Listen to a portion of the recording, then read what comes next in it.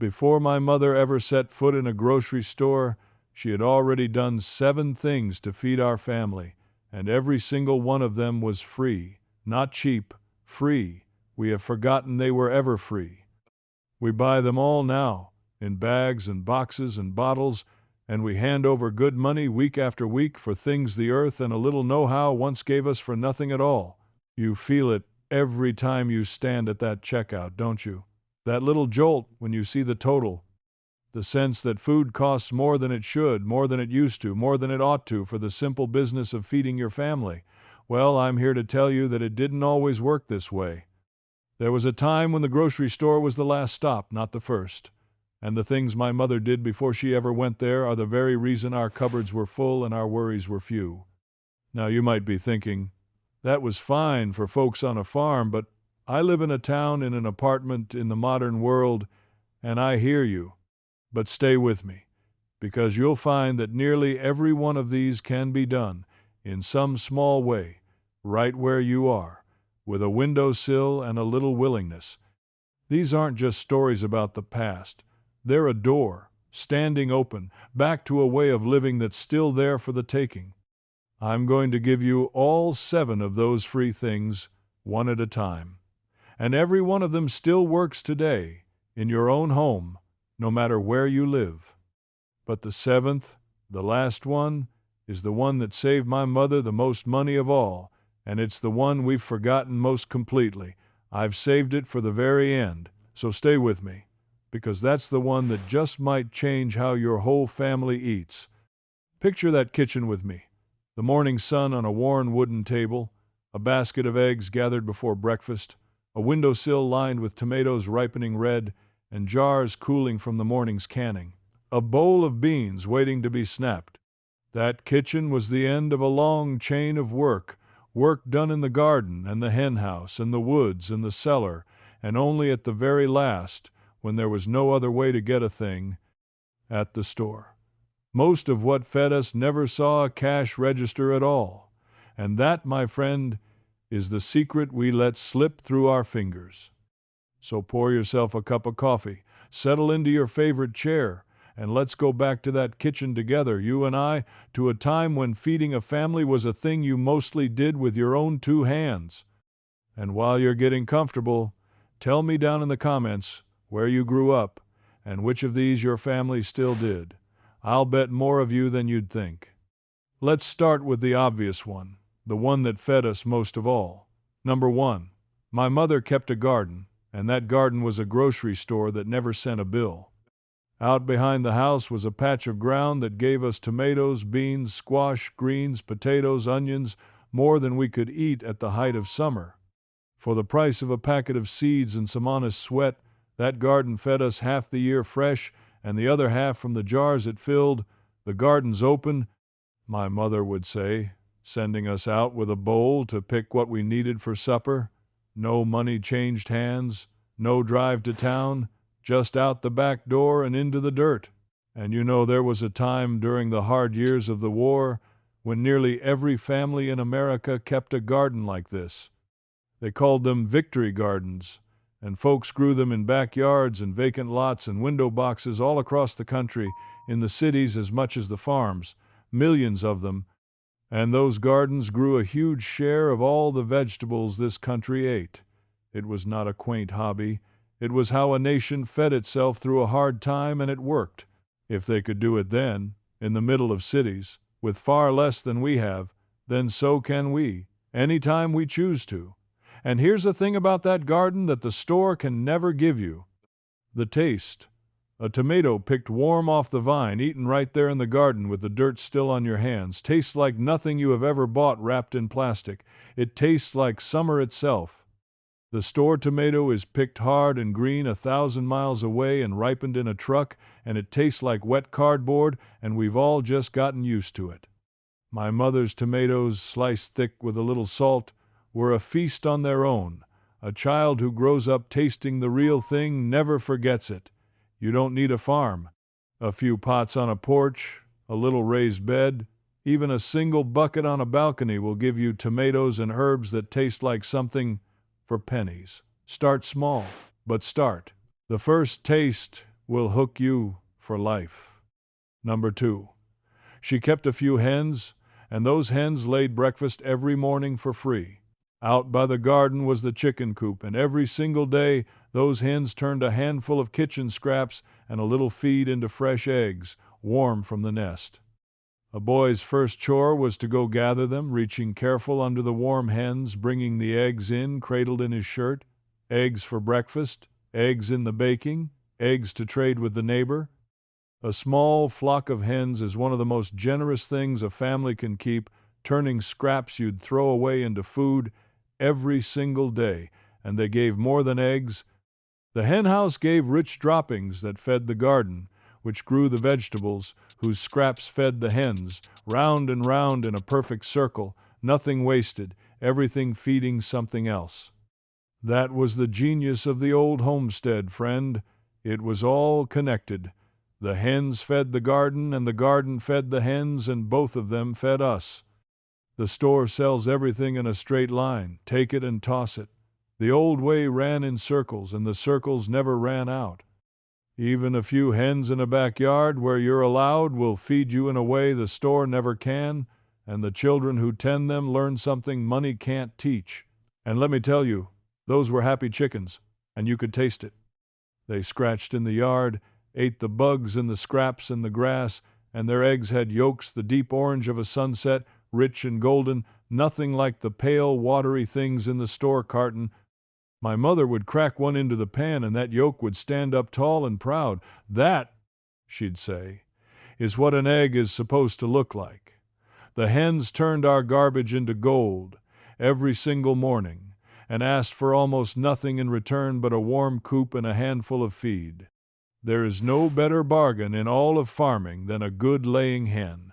The old folks knew it. We're only now remembering. Number 3.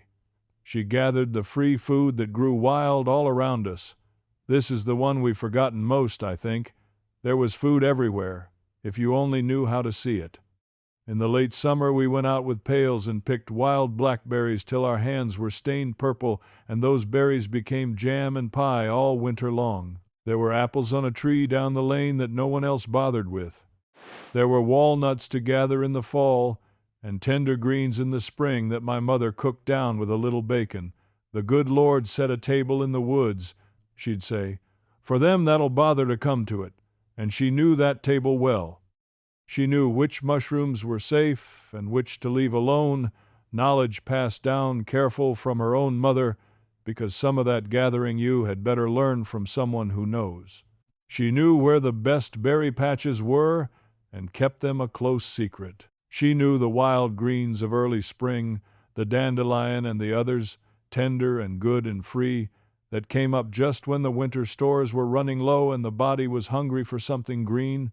It was a kind of knowing that's nearly gone now, the knowing of what the land freely gives. People walk right past free food now and drive to the store to buy it wrapped in plastic. And those gathering days were some of the sweetest of my childhood, I'll tell you. The whole family out in the golden light of a late summer afternoon, pails in hand, the berry canes heavy and dark. We ate as many as we put in the pail, our mouths and fingers stained purple, my mother pretending not to notice. There was a togetherness in it, a joy, that turned the work of feeding a family into a day we remembered all our lives. The free food fed our bodies, and the gathering of it fed our hearts. Look around, where you live, in the season. You might be amazed what's growing, free, just waiting to be picked, and what memories are waiting to be made in the picking of it. Number 4. She put up the harvest, so summer's plenty fed us all winter. This was the great secret of it all. When the garden gave more than we could eat, not one bit went to waste. My mother canned it. Down in the cool cellar there were rows and rows of glass jars, glowing red and gold in the dim light like jewels. Tomatoes for the winter stews, green beans, pickles, jam from the berries we'd picked, peaches that tasted like August in the dead of January. That cellar was our grocery store, already stocked, already paid for, by our own hands in the summer. We've lost the rhythm of it, the putting up of plenty against the lean season, and oh, those canning days. The whole kitchen a steamy, bustling factory of plenty. The big pot boiling, the jars lined up, my mother and my aunts working together, their faces flushed, the talk and the laughter going, while the children carried baskets of vegetables in from the garden. By the end of a long August day, the cellar shelves had 100 new jars on them, and you could feel it, deep in your bones, the feeling of being provided for, of being ready for whatever the winter brought. That feeling is worth more than money, friend. The security of a full cellar. We pay for a different kind of security now, insurance and accounts and such, and it never quite fills the soul the way a shelf of glowing jars did. A few jars of something you grew or bought cheap in season will feed you when prices climb. It's the oldest wisdom there is. Store the plenty against the want. Now let me pause a moment, friend. Because if these memories are warming something in you, if your own family kept a garden or a cellar like this, then you and I are kindred spirits, and I'd be honored if you'd subscribe and pull up a chair here. This little channel is just a gathering of folks who remember when a family fed itself. We'd love to have you. And let me say one quiet thing while we're sitting here. I am not telling you all this to make you feel bad about buying your groceries. Heaven knows we all do it, myself included. Times have changed, and most of us can't farm the way our mothers did, and that's all right. But here's what I want you to hear. Even one of these 7 things, just one, brought back into your life, will save you money and feed your soul besides. 1 pot of tomatoes on the porch, 1 loaf of bread baked at home, 1 basket carried to a neighbor. You don't have to do all 7. You just have to begin to remember that the store was never meant to be the only way. Now, let me show you the cleverest thing of all, the thing that made the whole garden free year after year. Number 5. She saved her own seeds, so the garden renewed itself for nothing, forever. This is the one that'll make you marvel. At the end of the season, my mother didn't just harvest the vegetables, she saved the seeds. She let a few of the best beans dry right on the vine, saved the seeds from the finest tomato, kept back the heads of the lettuce that had gone to seed. She dried them and tucked them away in little labeled envelopes in a tin, and come spring she planted them free, and the whole garden began again. She hadn't bought a seed in years. The garden paid for itself season after season, world without end. We buy new seeds, new starts, every single spring now, but you can save your own the way she did and never buy them again. And there's something almost holy in it when you stop to think. The seed my mother planted in the spring came from the plant she grew the year before, which came from a seed her mother had saved, going back and back, hand to hand, generation to generation. Some of those bean seeds had been in our family longer than anyone could remember, passed down like a treasure, carried from the old country, planted in new ground every spring for 100 years and more. You cannot buy that at any store, at any price. A living thread connecting a family across the generations, held in a handful of dried seeds in a tin. A tomato has 100 free gardens inside it, and your grandchildren's gardens too, if you only save the seeds. And think of what that meant for a poor family. Once you had your seeds, the garden cost you nothing to plant, year after year, forever. You were not beholden to anyone. You did not have to find the money each spring to buy what you needed to feed yourself. The means of feeding your family lived right there in a tin in the cupboard, free and yours, no matter how lean the times got. That is independence of the deepest kind, the kind our great-grandparents understood in their bones and we have very nearly forgotten. The seed in the tin was freedom. It still is. And it costs you nothing but the wit to save it. Number 6. She made from scratch what we now pay others to make for us.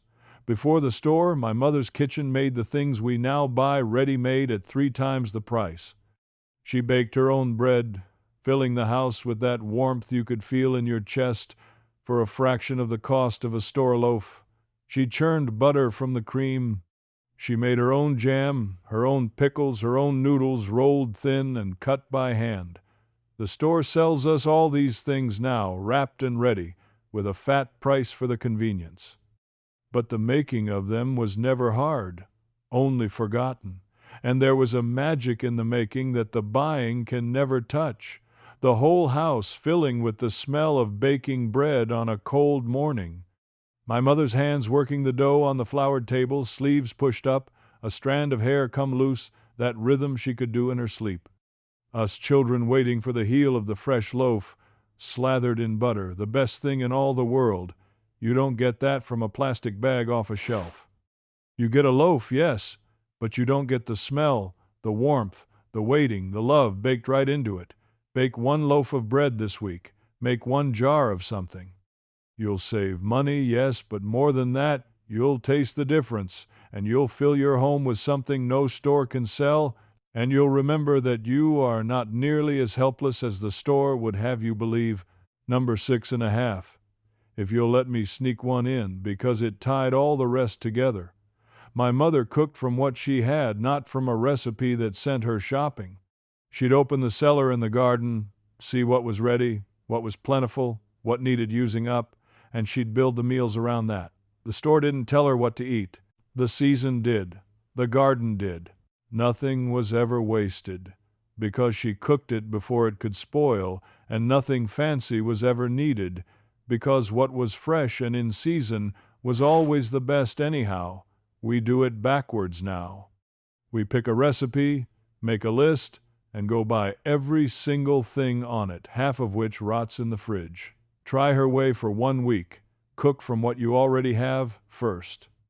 You'll waste less, spend less, and eat better than you have in ages. Now, before I give you that 7th thing, the one that saved the most of all, let me ask you something. Are you starting to see the pattern? Every one of these put the store last, not first. The store was where you went for the few things you truly couldn't grow, gather, or make. Coffee, salt, sugar, a few staples. Everything else, the family provided for itself, free, with knowledge and a little work. We've flipped it completely. Now the store is the first stop and the only stop, and we've forgotten we ever had another way. If that stirs something in you, stay close, because this last one is the heart of it. Number 7. She traded with the neighbors, and a whole web of free food moved up and down our road. Here it is, the one that saved the most, and it cost not a single penny. Nobody's garden gave everything, and nobody's hens laid the same. So the families traded. Our extra tomatoes went down the road to the Wallaces, and their extra cucumbers came back to us. When the Hendersons' apple tree went mad with fruit, apples appeared on our porch, and they'd remember, come winter, the jars of our jam that found their way to them. When a family butchered a hog, the meat got shared all around, because there was no way to keep it all anyhow. What I've got too much of, my mother would say, is exactly what somebody else is short of. It wasn't charity, it was community. A whole second economy, running on neighborliness, where everybody ate better and nobody paid a dime.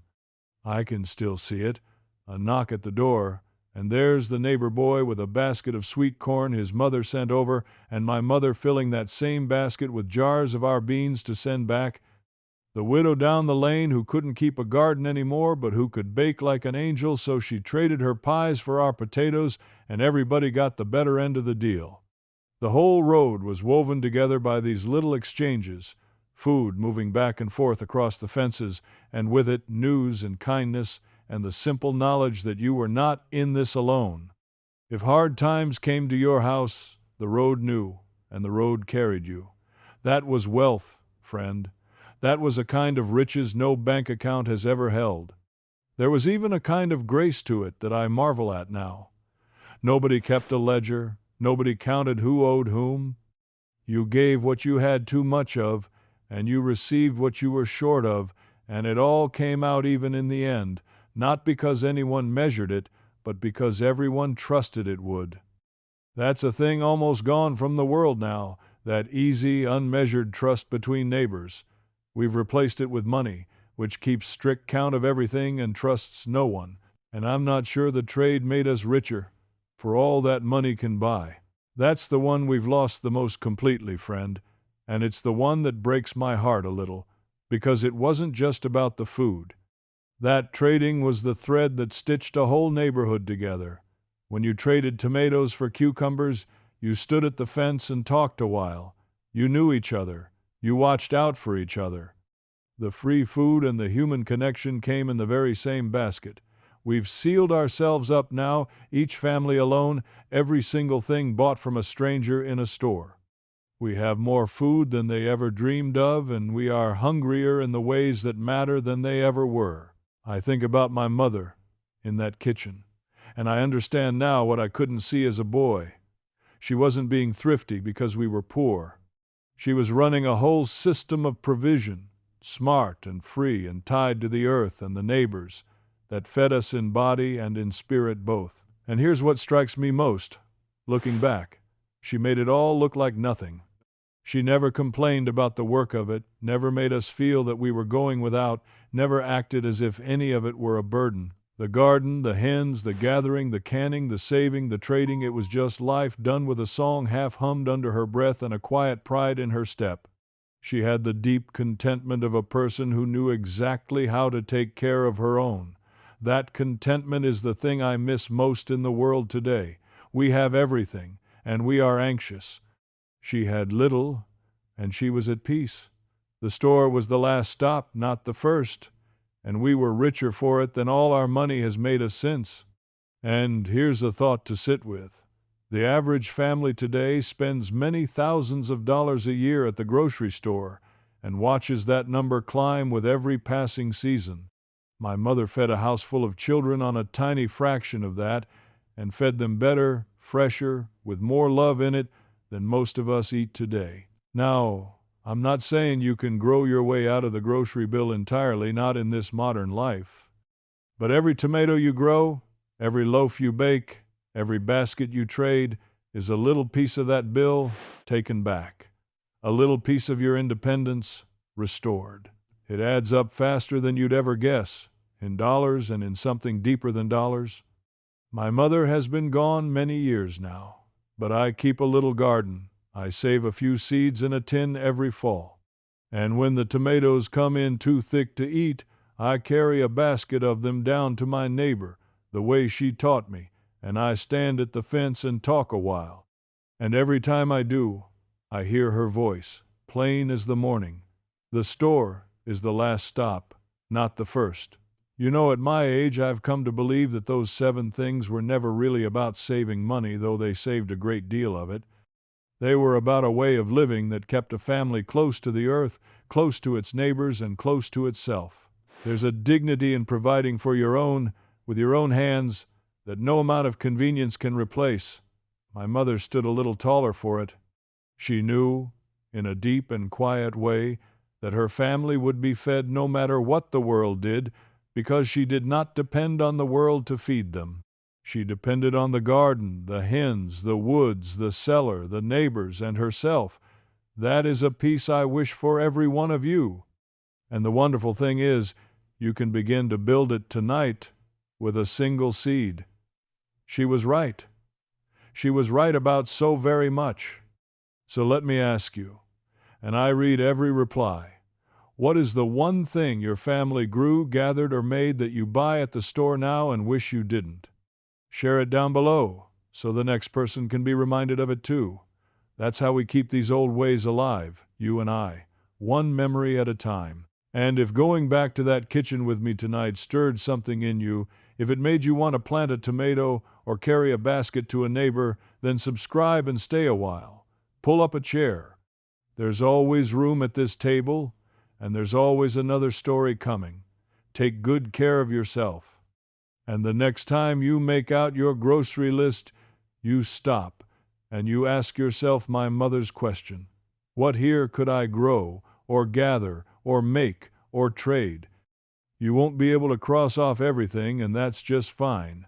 But you'll cross off something, and that something is the first step home back to a way of living that was wiser and freer and fuller than we ever knew when we had it. Because the store, friend, was always meant to be the last stop, not the first.